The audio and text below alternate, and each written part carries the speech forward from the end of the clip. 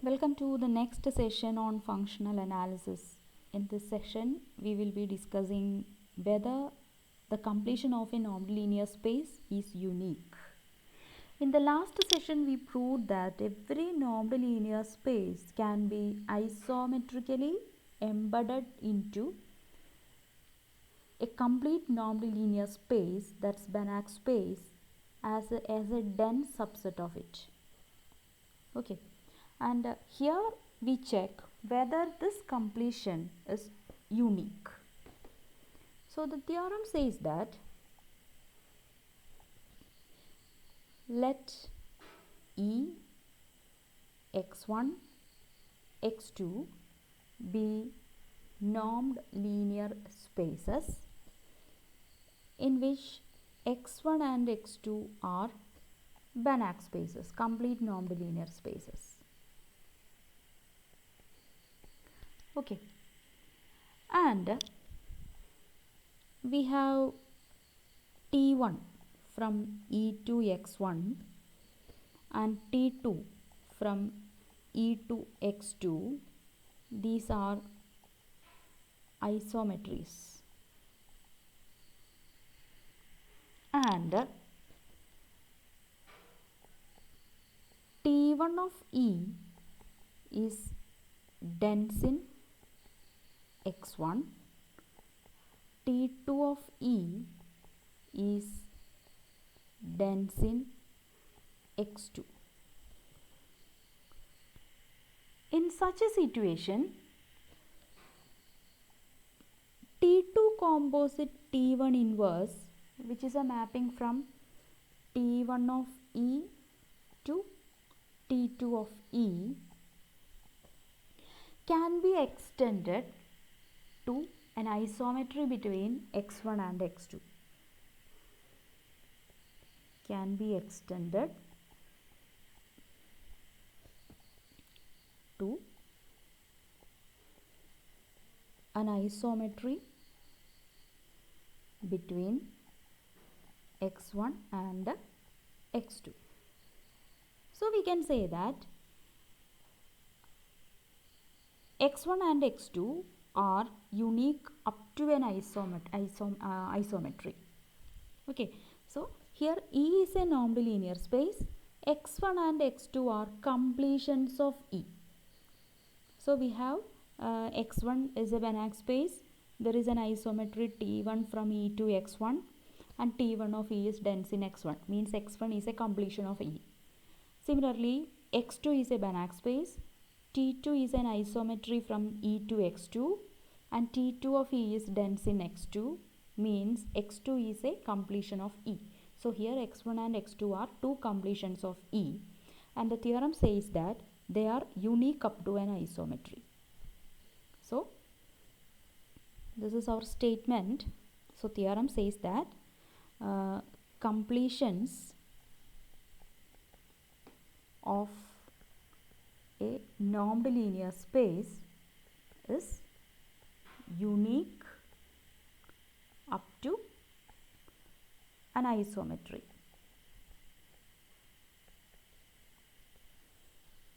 This isometry is something like an isomorphism, structure preserving map between normed linear spaces. So completion is unique up to an isometry. Now we have to prove this result. So we are assuming that x1 and x2 are completions of E.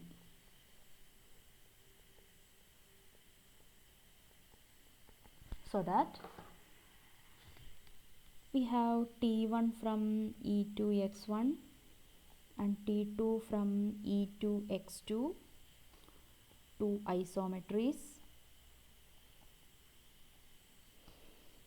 and T1 of E dense in x1,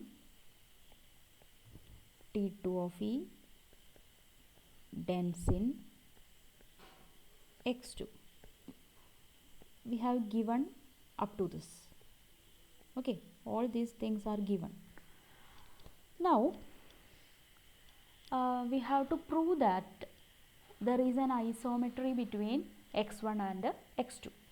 So let y be an element of x1. First we will define a mapping from x1 to x2 and then we will prove that it is an isometry. And then y be an element of x1. So we know that T1 of E is dense in x1. Means there exists a sequence in T1 of E which converges to this y. We can find a sequence in T1 of E which converges to y. Okay, so I will take that sequence as there exists a sequence xn in E such that T1 of xn converges to y as n goes to infinity. Now I have a sequence in E. I will apply the mapping T2 on xn. So I am considering the sequence T2 of xn. Okay, this is a sequence in x2. What will be norm of T2 of xn minus T2 of xm? Here T2 is linear, so that I can write this as T2 of xn minus xm, since T2 is linear. And again T2 is an isometry, so I can write this as norm of xn minus xm, since T2 is an isometry. Now again I know that T1 is an isometry, so here I have norm of xn minus xm in the last step. Okay, now since T1 is an isometry, this norm of xn minus xm can be written as norm of T1 of xn minus xm, which is norm of T1 of xn minus T1 of xm. And we have sequence T1 of xn is convergent, it converges to y. If sequence T1 of xn is convergent, every convergent sequence is Cauchy. So the last one, norm of T1 of xn minus T1 of xm, will converge to 0 as m and n converges to infinity, as m and n goes to infinity. So what we have is norm of T2 of xn minus T2 of xm converges to 0 as m and n goes to infinity, which means that this T2 of xn, sequence T2 of xn, is a Cauchy sequence in x2. And we have taken that T2 is a complete space, not T2, x2 is a complete space, x2 is complete, so that this T2 of xn will converge in x2. Sequence T2 of xn will converge in x2.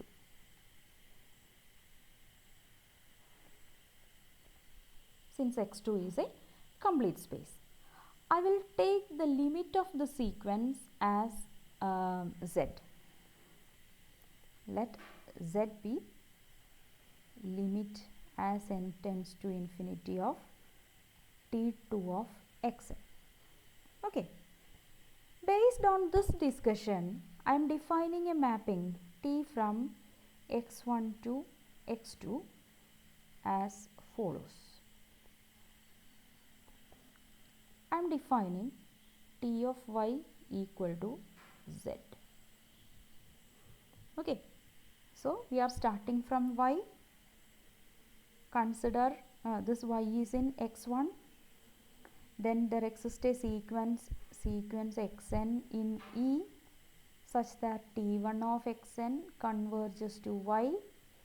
Take the corresponding sequence T2 of xn in x2. This converges to some z in x2. that z is the image of y. We are mapping y to this z. This is our mapping. Okay. Now, first I will prove that this t is well defined. Okay. That means if I take first I took one y in x2, y in x1. Then I have taken a sequence xn in E such that t1 of xn converges to y. Instead of this xn, if I take some other sequence un which also satisfies the property t1 of un converges to y, then whether t2 of un in x2 converges to z itself, then only we can say that the mapping T is well defined. So, let sequence un be another sequence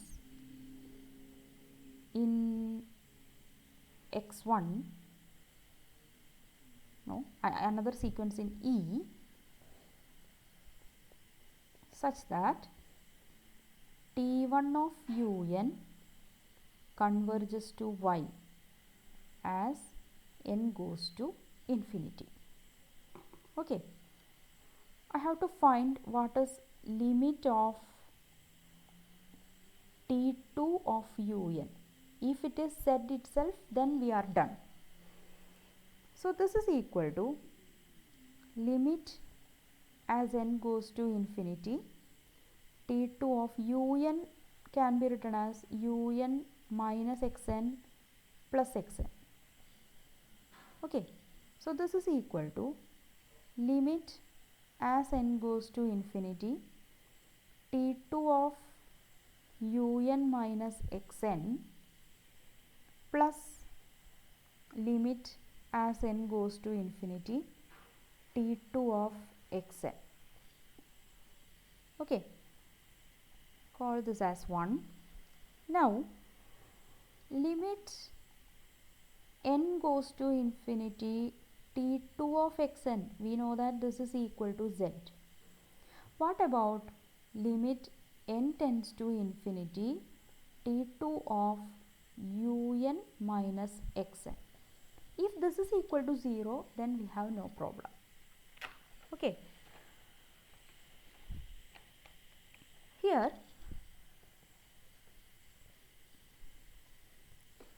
let's check what is a norm of t2 of un minus xn. This is equal to norm of t2 of un minus t2 of xn, or no need to write like this. This is same as norm of un minus xn. Why? t2 is an isometry, so this is same as norm of un minus xn. Again, t1 is an isometry, so that I can write this as t1 of un minus xn, and which is equal to norm of t1 of un minus t1 of xn. What happens to this as n tends to infinity? As n tends to infinity, t1 of un will converge to y, t1 of xn will also converge to y, so this will converge to 0, so this goes to 0 as n goes to infinity. Norm of t2 of un minus xn converges to 0 as n goes to infinity. That means this is equal to 0. Limit n tends to infinity, t2 of un minus xn is equal to 0. So, we will take these two to the first equality, so that we will get limit as n goes to infinity of t2 of un is equal to 0 plus z, which is z itself, and this is same as limit n tends to infinity t2 of xn. Okay, so from this we can say that T is well defined. You take any sequence in E such that t1 of that sequence converges to y, then it will give the same limit for T2 of that sequence also. So T is well defined.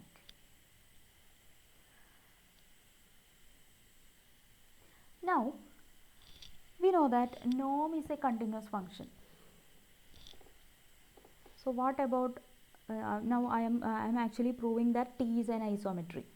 So let y be an element of x1, then norm of y can be written as norm of limit n goes to infinity t1 of xn by definition. And norm is a continuous function, therefore we can take this limit outside, limit n tends to infinity of norm of t1 of xn. Okay, and this is same as limit n tends to infinity of norm of xn, because t is an isometry, sorry, t1 is an isometry, and this implies limit n tends to infinity of norm of t2 of xn, since t2 is an isometry, and this is equal to norm of limit n goes to infinity t2 of xn. Again, since norm is a continuous function, we can interchange norm and limit. This is equal to norm of t of y. So what you got is norm of t of y is same as norm of y for any y element of x1, so that we can say that t is an isometry between x1 and x2.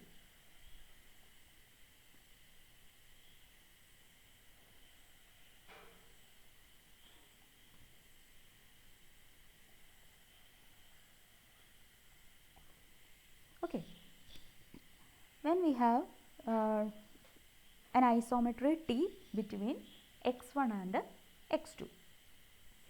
Now we have to prove that, or we are moving on to the next part of the next part of the proof. Let Z be an element of x2, and we know that T2 of E is dense in x2. Okay, then there exists a sequence, I will call this as sequence xn itself, in E such that t1 of not t1 t2 of xn converges to z. T2 of xn converges to z. So as in the previous case, consider the sequence t1 of xn, and this will be a Cauchy sequence in x1, and since x1 is a complete space, this will converge to some y in x1. Okay, then what will be t of y? T of y will be limit here t1 of xn converges to y. Okay, so t of y is limit n goes to infinity t2 of xn itself, and which is same as z, because t2 of xn converges to z. So take any z from x2, there exists a y in x1 such that z is equal to t of y. So t from x1 to x2 is onto, it is a surjection. So it's a linear isometry and it's a surjection. So t from x1 to x2 is a linear isometry from x1 onto x2. So we can say that any two completions of a normed linear space are unique up to an isometry. And with this theorem, we are concluding the first chapter of our syllabus as well as the first module of our syllabus. Okay, so study well, watch the videos again and again carefully, and be thorough with the subject, and we will move on to the next module in our next session. All the best.